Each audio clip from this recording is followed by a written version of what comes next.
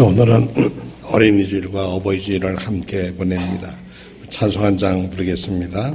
558장 1절과 4절을 부르겠습니다. 558장 1절과 4절.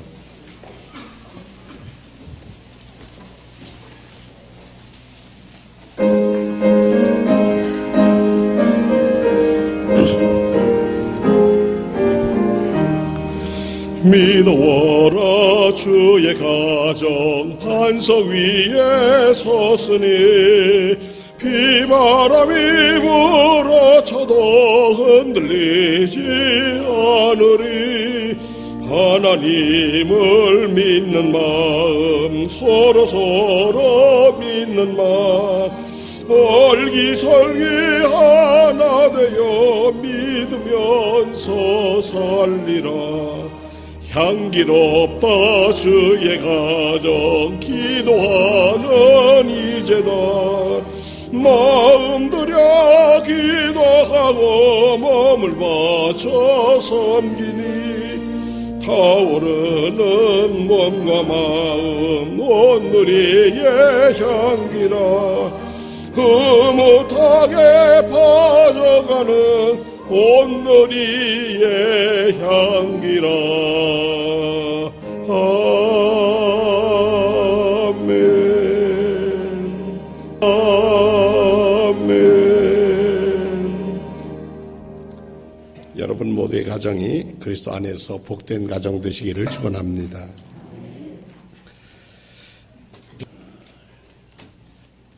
근대를 살았던 유대인 랍비였던 아브라함 요수아 헤세지라는 사람이 어둠 속에 갇힌 불꽃이라는 책에서 사람에게 묻는 질문이 뭘까? 내가 얻고자 하는 것, 인간이 얻고자 하는 것은 나 자신에 대한 이론적인 지식이 아니다. 내가 찾는 것은 어떻게 나 자신과 내 삶을 확고하게 유지해 나갈 것인가 아닌가가 아니다. 근본적으로 어떻게 영원한 아멘 그것을 유발시키고 또 보장받을 만한 삶으로 살 것인가다.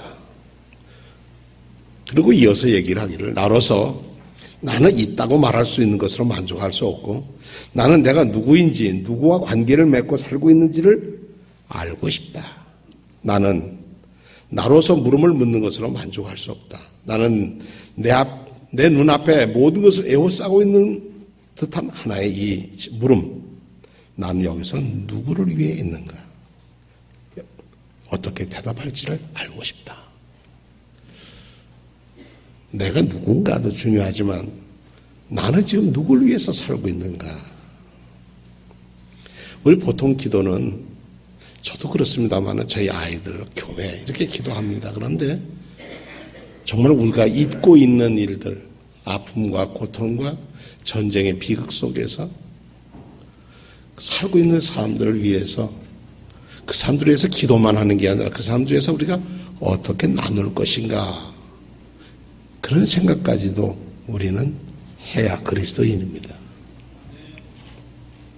사실 위기라고 많이 그럽니다. 그런데 사실 위기는 내가 누구인지를 모르는 것도 위기지만 더 큰 것은 내가 누구를 위해서 살지 못해서 위기가 오는 겁니다. 근데 위기는 어디에 오냐면 가정에 요즘은 참 많이 옵니다. 가족의 위기는 가정의 위기인데 가정이라는 게 우리가 사랑하는 것이고 우리의 꿈을 꾸는 것이고 우리가 순수를 지키며 살아가는 것이고 싹이 트는 곳이 소망에 싹이 트는 곳이 가정입니다. 그래서 이 가정 속에서 우리는 우리 아이들이나 어른이나 마찬가지로 우리가 보듬 알아야 할 가치가 무엇이고 또 어떤 목표에 우리가 살아야 하는지 우리가 알아야 합니다. 얼마 전에 제 아내와 그 골든벨 하는 거 아이들의 프로를 봤습니다.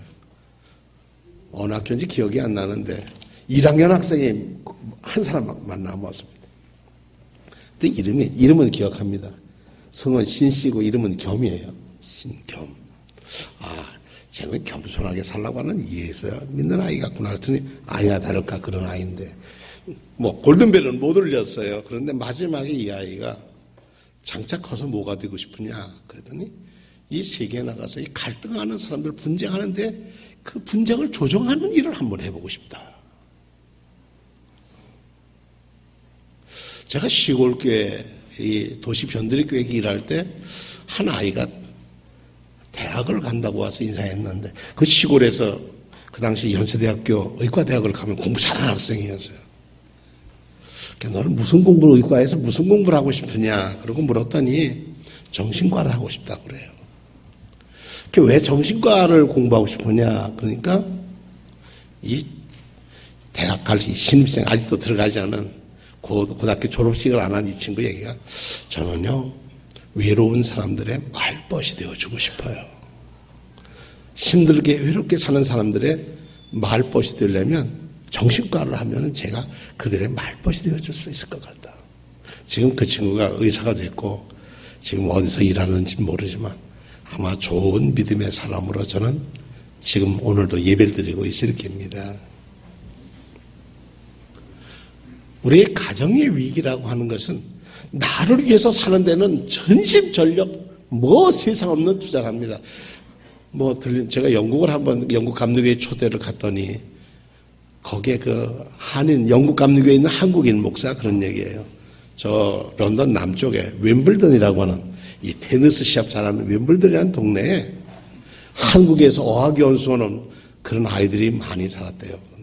그 사람들이 많으니까 엄마도 오고 오다 보니까 거기가 별 볼 일 없는 학군이었는데 요즘은 영국에서 알아주는 최고의 학군이 됐다는 거예요. 그쪽으로 이사가야 한국 사람들이 모이는 데는 얼마나 교육에 대한 열정이 뜨거운지 미국도 그렇더라고요. 그건 뭡니까? 아이들을 사랑하고 아이들의 행복이 곧 부모의 행복이라고 생각하니까 그렇습니다. 그런데 조금 우리가 예수 믿는 사람이라면 한 발짝 조금 더 나가서 생각하면 내가 누구를 위해서 사는 것이 내 삶의 목적일까? 그것을 어려서부터 가르치는 것. 왜냐?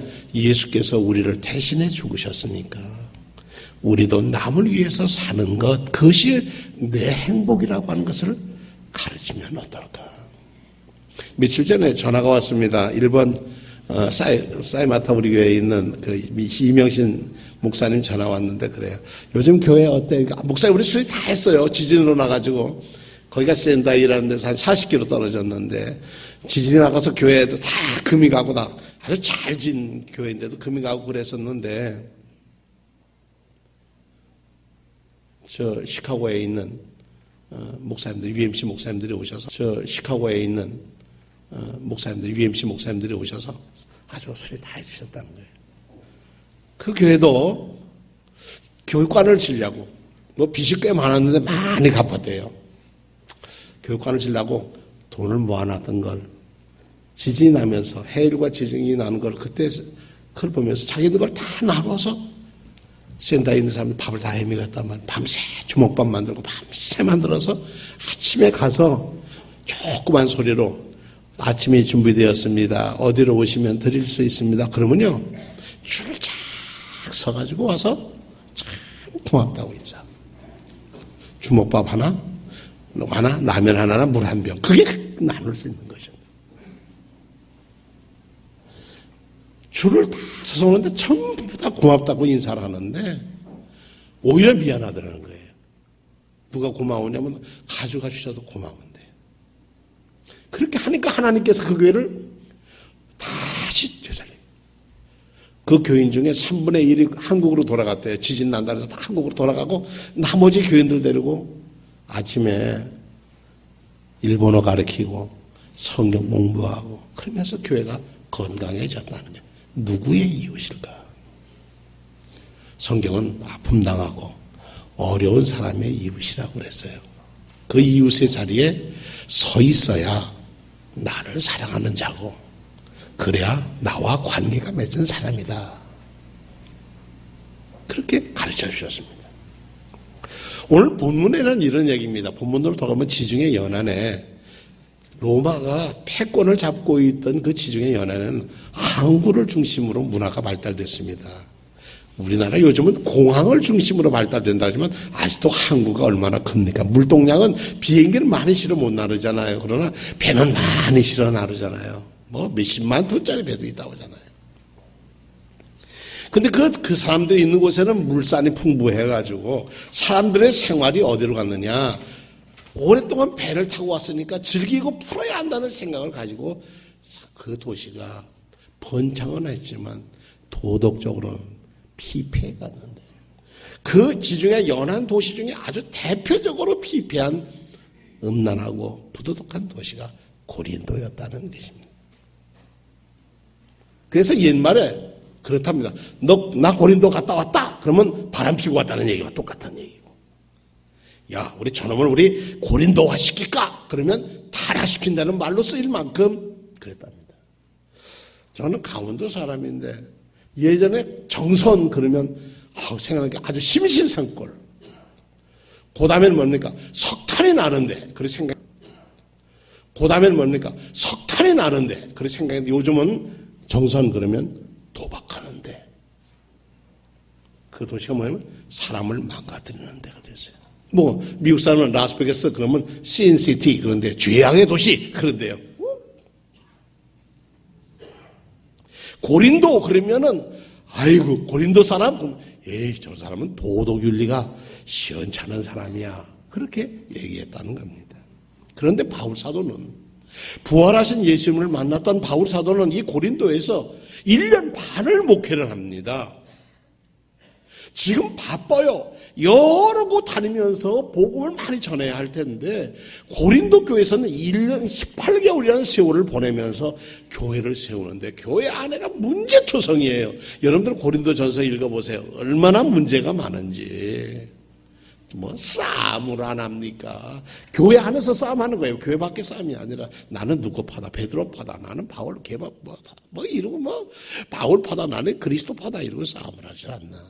또 그냥 집안의 가족의 윤리가 그냥 뭐 이거는 풍지박산됐어요.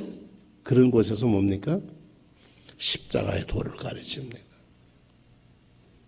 이 교회 이 고린도를 변화시키기 위해서 이 고린도 교인들이 변화해야 되는데 여러분이 변할 수 있는 것은 다른 것을 찾을 게 아니야. 십자가의 도가 우리의 희생하고 죽으신 예수 보혈의 피가 우리를 구속의 은총이 멸망당할 사람들에게는 미련한 것이고 구원을 얻는 우리에게는 하나님의 능력이요. 하나님의 능력이요. 이 키워드를 붙들고 편지를 썼어요. 오죽하면 고린도 교회는 편지를 2통을 썼어요. 공식적으로는 고린도 전서. 첫 번째 보낸 편지는 전서. 두 번째 속상하니까 다시 보낸 편지가 후서. 그런데 학자들은 3권을 보냈다고 그래요. 어쨌든 우리는 두 편의 편지를 읽습니다. 바울 사도가 고린도 교회에 보낸 편지를 오늘 우리가 지금 본문으로 읽고 있다는 거예요. 왜 읽습니까? 교회 안에서 우리가 어떻게 주님을 모시고 살아고 어떻게 그리스도인으로 살아야 할지를 가르쳐주기 때문에 그렇습니다. 당시 고린도 교회는 예수를 그리스도로 모시고 주님을 영접하고 산다고 하면서도 예배당 그리스도로 모시고 주님을 영접하고 산다고 하면서도 예배당 안에서는 교회 안에 공동체 안에서 그런데 나가면 똑같이 세상 사람과 함께 사는 거예요. 그리고 또 주일날 돌아오면 또 그 사람들은 아이고 주에 잘못했습니다. 그런 거란 얘기예요. 당시에 고린도에는 밀교가 아주 성행했는데 그 사람들은 죄를 지면 신전에 가서 자기 죄값으로 돈을 내면 재물을 드리면 그 재물을 드린 다음에 그 신전에서 일하는 여인네하고 가까운 데 가서 무슨 관계를 맺으면 자기 죄가 그 잡으러 간다. 뭐 이런 아주 무슨 관계를 맺으면 자기 죄가 그 잡으러 간다. 뭐 이런 아주 회개망직한 밀교의 본산지가 고린도였어요. 그 고린도 건너편에 아주 이 무당의 집성지가 있었는데 그것이 델피라고 하는 곳이에요. 문화사적으로는 델피는 서양 문화의 배꼽이라 이럴 만큼 중요한 서양 문화의 배꼽이라 이럴 만큼 중요한 도시입니다. 델피. 그래서 거기서 신들에게 취해가지고 얼얼얼얼얼 하면 그게 방언이라고 하는 말이 그렇게 이루어졌다는 거예요. 그래서 1만 마디 방언보다는 한 마디 예언을 하도록 힘써라. 이렇게 바울사도는 가르칩니다.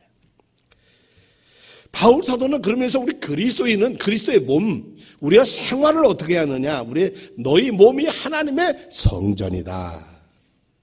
이 몸이라는 말 안에는 성전이다. 이 몸이라는 말 안에는 소마라고 하는 말 안에는 영혼과 혼과 마인드와 마음과 그리고 육신을 합쳐서 몸이에요. 그러니까 육신은 죄악되고 우리의 영혼은 훌륭. 이거 아니에요. 우리 몸은 육신도 순결해야 되고 마음도 순결해야 되고 우리의 영혼도 순결해야 하는 거예요. 마음만 잘 믿으면 되지. 아니에요. 생활도 순결해야 한다는 얘기예요. 그럴 때 건강한 몸이 되고 거기에 주인이 예수 그리스도가 주인 되었을 때 우리는 주님을 모시는 성전이 돼. 주님을 모신 곳이니까 성전이 됐다는 겁니다. 왜 몸을 소중히 여겨하느냐? 우리 몸은 하나님이 주신 선물이기 때문에 그렇습니다. 공자가 집에 머물러 있을 때 증자라는 사람이 시중을 들었습니다. 공자가 증자에게 선왕께서 지극한 덕과 요령으로 천하 백성을 따르고 화목하게 살도록 가르쳐줬는데 위아래가 원망이 없이 살아야 하는데 이건 네가 아느냐? 그랬더니 이 증자가 불민한 제가 어찌 그런 걸 알겠습니까? 그러니까 이제 공자가 가르치기를 제자에게 무릇 효라고 하는 것은 덕의 근본이고 가르침은 여기서 비롯되는데 그러면서 얘기하기를 신체 말부는 수지부모라 불감 회상이 효지시하라. 우리의 몸, 신체 모든 거 다 부모님 주신 거니까 훼손하지 않고 잘 지켜야 하는 거다. 너 자신의 몸을 잘 세우는 것이 가정의 부모님을 잘하는 것인 결국은 나라에게 충성하는 거다. 뭐 이런 얘기겠죠. 우리나라 개화기에는 이 상투를 털었는데 머리를 잘라라, 상투 잘라니까 이거 자르려면 내 목숨을 잘라라 그런 사람이 많이 있었어요. 사실 우리 몸이 우리 부모님에게서 물려받은 것이면 틀림없지만 사실 누가 주신 것이면 하나님이 주신 거죠. 그러니까 어떻게 보면 신체 발부는 수지천주라 이렇게 해야 되겠죠. 신체 발부는 우리 몸은 하나님이 주신 것이죠. 불감 회상이 신지시하라. 믿음의 사람이라면 훼손하거나 손상시켜서는 안 되다. 그러니까 우리 믿음의 사람은 자살하면 안 되는 거예요. 자기 몸을 해치거나 몸에 문신을 하거나 이거 우리 예수 믿는 사람은 하지 말아야 하는 거예요. 그러니까 우리의 육신도 정신도 마음도 하나님이 지어주신 거니까 우리는 순결해야 한다는 겁니다. 순전해야 한다는 거죠. 근데 우리가 교회 안의 생활과 이렇게 주일날 이렇게 왔을 때는 주님 안에 들어오는 생활과 교회 밖과 생활이 한결같아야 한다는 겁니다. 지난주에 우리 새 식구가 왔는데 그런 얘기 했어요. 나 이제 예전에 먹던 술도 다 끊고 담배도 끊고 다 끊으셨다 그래서 안 끊고 오셔도 됩니다. 그랬더니 나 그거 교회 오려고 아내가 교회를 가자고 그렇게 했는데 그거 해결 못해서 못 오고 있었는데 나 이제 그거 끊고 나 이제 그분의 생각에는 순결한 마음으로 하나님을 만나야지. 그런 고마운 마음이죠. 우리 몸을 망가뜨리게 하는 요즘 뭐 마약이니 뭐니 하는 것들이 다 어디서 오는가. 우리가 누구를 위해서 살아야 하는지를 나는 누구이고 누구를 위해서 우리의 몸이 얼마나 하나님의 소중한 것인지를 가르치지 않고 살지 않았고 우리가 자녀들에게 그렇게 보여주지 않아서 그렇지 않은가. 유다서 1장 15절에 보니까 이것은 모든 사람을 심판하고 모든 불경건한 자들이 저지른 온갖 불경건한 행실과 또 불경건한 죄인이 주님을 거슬려서 말한 모든 거친 말을 들춰내서 그들을 단죄하신다고 그랬어요. 그리고 욕심 부리지 말라고 우리가 먹을 것과 입을 것이 있는 즉 족한 걸로 하려고 그랬어요. 요즘 그 욕심 부리다가 아주 고위급에 있는 분들도 그냥 수갑차고 감옥에 가는 모습을 보면서 또 이 나라 끝나고 다음 대통령 되면 누가 될런지는 모르겠습니다만은 얼마나 많은 사람이 또 감옥에 가야 할까? 왜 우리 몸이 소중하냐? 우리 몸은 내 거에 값을 주고 우리가 죄와 사망에 빠진 우리를 예수께서 하나님께서 그 아들을 값을 치르고 재물을 값을 내고 우리를 샀으니 아들을 값을 치르고 재물을 값을 내고 우리를 샀으니 내 것이라 할 수 없습니다. 그래서 여러분들은 예수님을 뭐라고 고백한다고요? 주님이라고 고백한단 말이에요. 여러분의 전하 삶의 주인은 예수님이시란 말이에요. 그러면 그분이 대가를 지불했으면 우리는 마음대로 살 수 있는 게 아니에요. 우리가 종이었는데 자유인이 되게 해주셨으니 우리는 얼마나 감사하며 살아야 하겠습니까? 그래서 우리 몸이 이제는 그리스도의 지체가 됩니다. 나는 포도나무이고 너는 가지다. 붙어 있지 않으면 죽은 것이고 붙으면 많은 열매를 맺는 거다. 세 번째로 바울 사도는 우리의 몸이 성령이 거하시는 성전이라고 그랬습니다. 주님을 주의 영을 모시고 사니까 우리 몸이 성전이에요. 지성소가 예루살렘 성전 안에 있는 지성소 다 무너졌고요. 주님을 섬기는 것이 어디로 누구도 부시지 못하는 우리의 마음으로 옮겼어요. 그래서 우리 마음이 성전이 되어야 하는 거예요. 나이가 들면서 욕심에 빠지고 무엇에 붙들고 조금만 해도 감정이 흐트러지는 우리의 모습 속에서 주님이 내 마음에 뭐라고 하실까? 무엇보다 지킬 만한 것은 내 마음이니 이에서 내 생명이 남이라. 한 번 더 생각하고 한 번 더 기도하고 한 번 더 참고 기도하면 주께서 이루실 줄로 믿습니다. 자, 우리의 가정들을 되돌아봅시다. 여러분의 가정이 정말 건강하게 합니까? 우리가 뭡니까? 공단에서, 의료공단에서 2년에 한 번씩 나이가 들면은 건강진단 해주라고 그러니 얼마나 좋은 나라에 삽니까? 우리가 어린이줄, 어버이줄이라면서 여러분의 자녀는 건강합니까? 영혼과 마음과 육체가. 여러분의 부모님은 어떻습니까? 여러분 자신은, 여러분의 자신의 몸이 순결하십니까? 정말 예수님이 나의 주인이라고 그분을 모시고 살고 계십니까? 여러분은 행복한 사람입니다. 그렇다면 우리의 마음도, 우리의 육신의 생활도 영을 따라 사는 사람이어야 할 겁니다. 육에 따라 사는 사람은 자기 만족을 위해 사는 사람은 육에 따라 사는 사람이고 주인이 바뀌어서 내 안에 주인이 예수 그리스도면 그분에 따라서 사는 사람은 영에 따라 사는 사람입니다. 뒤치락 엎치락 하면서도 우리는 주님을 따라갑니다. 그러다 보면 주님을 닮습니다. 어떻게 닮는다고요? 나 자신을 위해 사는 것이 아니라 for others, 타인을 위해서, 이웃을 위해서 나 자신을 살아야 한다는 것을 알게 될 것입니다. 몸은 음행을 위해서 있는 것이 아니라 자기 욕망을 채우라고 있는 것이 아니라 하나님의 영광을 위하여 있는 것이라 했습니다. 기억합시다. 손으로 하나님 칠이 손으로 빚어서 우리를 만드셨다고 했습니다. 하나님께서 우리를 구원하기 위해서 당신 스스로 인간 몸을 쓰시고 죽음으로 자기 몸을 내어주심으로 우리를 구속하셨다고 했습니다. 그 구속의 사랑이 저와 여러분을, 여러분의 가정을, 여러분의 자녀를, 여러분의 부모님을 주 안에서 성전으로 건강하게, 영육간에 건강하게 살기를 축원합니다. 요한 사도는 이런 말씀을 했어요. 사랑하는 자여, 내 영혼이 잘됨 같이 내가 범사에 잘되고